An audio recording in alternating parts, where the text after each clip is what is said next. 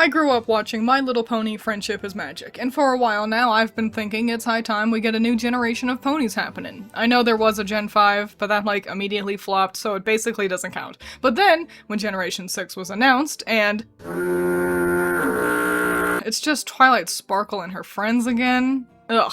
I don't want these characters back. We've done everything we can with them already. Fluttershy was recycling the same plotline long before the show even wrapped. There's nothing to do with these. I get that Friendship is Magic skyrocketed the My Little Pony franchise into a level of fame, success, and money that had never been seen before, and companies love fame, success, and money. But let's be honest, rehashing these characters isn't going to work again. The bronies have moved on to talking about anime. I think. I can't actually remember any of them. And the wider audience have all come to the agreement that a bunch of men getting really angry about and sexualizing a cartoon for little girls was pretty damn cringe. You can't bank on bronies saving the day again, but you can bank on the still active and consistent audience your show still has. People are still drawing pony OCs and redesigning the main six and exploring the show's concepts and, well, to put it bluntly, you should give them new toys to play with. Don't reheat old leftovers, especially since looking at any of these characters sparks war flashbacks of the dark times. And so my sister and I were talking about how disappointing this announcement was, and she mentioned that all she wants is a green pony to be in the cast, and I thought, fuck it, I'll make my own little ponies. So strap in, cause that's what I did. My little pony, my little pony. I wouldn't want there to just be one main character. I think an ensemble that we jump focus between would work real well for a slice-of-life cartoon, but we need to look at somebody first, so we'll look to Primrose. I decided that giving each pony a special interest, kind of like Bratz dolls, would be the smartest choice. Rather than focusing on their jobs, giving them these interests would help little girls watching the show pick a favorite based on similar likes and dislikes. Primrose's special interest is exploration. Her episodes focus on going to new places and learning new things about the environment and the people who live there. She's got a spunky, go-getter personality, eager to learn and to make friends, sort of the perfect poster child for a new season's first episode focus. I quite like unicorns. I've got a collection of different figures and such, and I've always liked the ones with white coats and pink manes the best. So of course that had to show up in my own little ponies. I think the pops of green and blue help keep her vibrant, easy to spot on the toy shelf. Next up is Golden Ray. Her special interest is jousting. In general, she's the sporty one of the group, and we'd see her adventures feature both team-based and solo sporting events.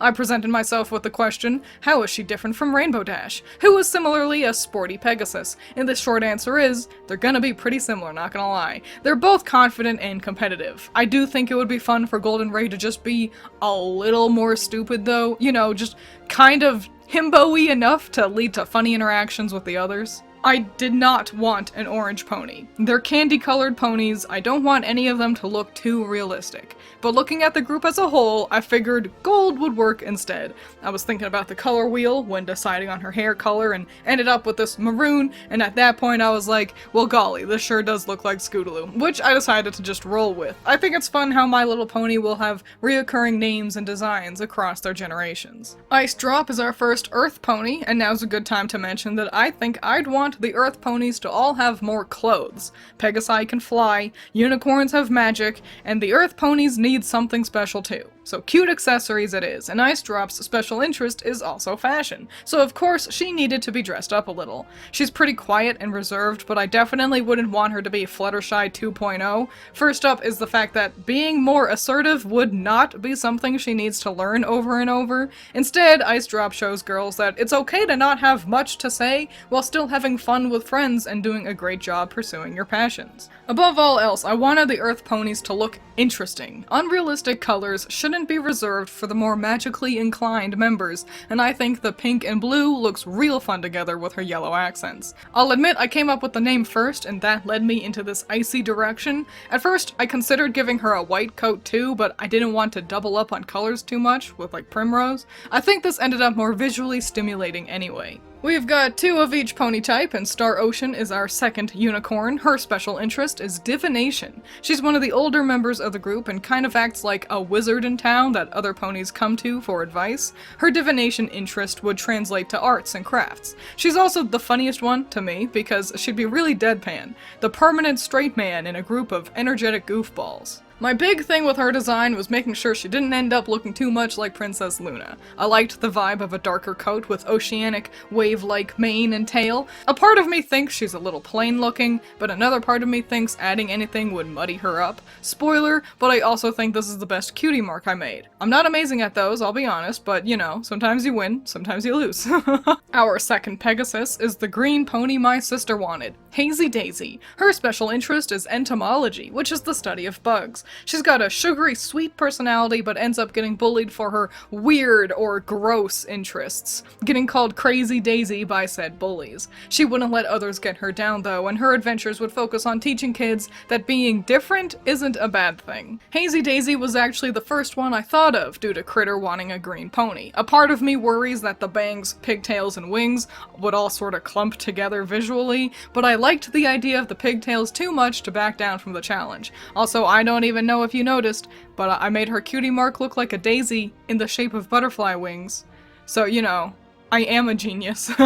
And finally is Cherry Jubilee. Like how I mentioned with Golden Ray resembling Scootaloo, I think it's fun how My Little Pony recycles their characters, and this one is lifted straight from Friendship is Magic. She was in like 2 episodes, but I always thought she looked cool. She works at a restaurant, but her special interest is music. With her episodes, we get to see how perseverance can be an important trait to have as she follows her musical interests. Like I mentioned, her design is inspired heavily by the Friendship is Magic version of the character. However, I think the inclusion of the blue accents does a lot to broaden her visual interest. I've also aged her down a little and leaned more into a rockabilly aesthetic for her hair and accessories. I think she conveys a lot of personality. She's really vying for my top spot. And those are our main characters.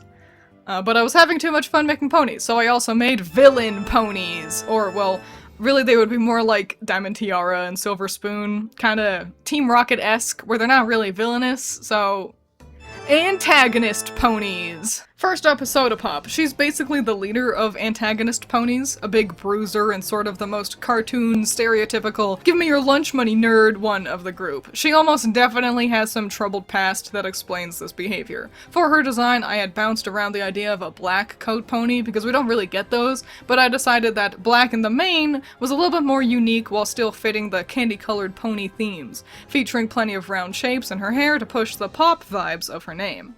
Dawn Glitter is my addition to the Unicorn Time of Day Magic Word Collection. She's a rich, spoiled, oh-ho-ho princess type. She has more money than you, and she mocks you for how little you have. And the reason anybody hangs out with her is because they want her to buy them stuff. When I added the teal to her hair, I found myself thinking, I don't believe this works very well. But I decided, fuck it, I like that it's just not right. Like, it's garish and not cohesive.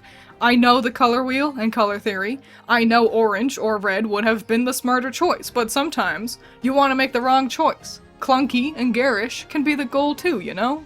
And finally, the other pony vying for my top spot, Sugar Rush. Her personality would technically be the most annoying, hyperactive in a confrontational way. She mostly contributes to the antagonism by going, nya ha ha ha, gremlin behavior, basically. I was so preoccupied with making sure I didn't have a purple unicorn that I didn't even realize I had made the only rainbow pony a Pegasus again, but I can't be too mad about it because choosing to braid the rainbow was such a fun idea, even though you can see me struggle to actually get the colors right, and another very solid cutie mark if I do say so myself. It was a lot of fun making my own little ponies, and I encourage you all to do so yourself. I don't usually draw animals, so stretching my artistic abilities and adding the challenge of a more limited yet vibrant color palette for each character was a real nice change of pace. Let me know which of my ponies you would be buying as a toy, cause we gotta show Hasbro that new characters would move numbers too, and thanks for watching.